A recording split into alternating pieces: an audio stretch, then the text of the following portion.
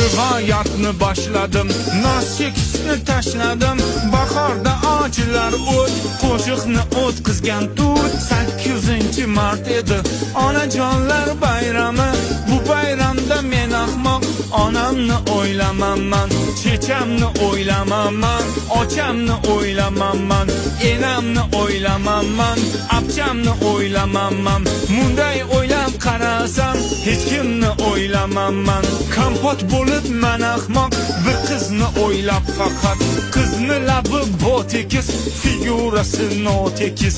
Nima deydi bu ahmoq, yeymizmi deydi kekis.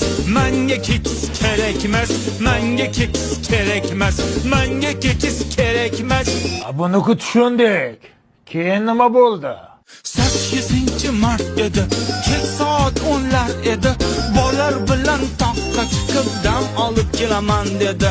Men o'ylaban bollarni kichkina bolacha deb, keyin bilsam u bollar ho'kizday bollar ekan, zdarovi bollar ekan, bagati bollar ekan.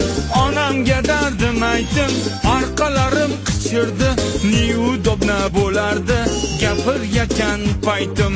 Onam kiyiming yech dedi, ko'ylaging kir bo'libdi, qalbingdagi bu dog'ing ko'ylagingga uribdi. Nima qilsam bo'ladi, bu dog' qanday ketadi? Onam aytdi, bavida yursang dog'ing ketadi. Kiyiming oq qiladi, qalbingni pok qiladi. Allergiya chaqirmaydi, dadang ham baqirmaydi. Mana tushunib yetdim, 8-mart kuni onajonlar bayrami. Boshqasini bilmadim, faqat onalar bayrami.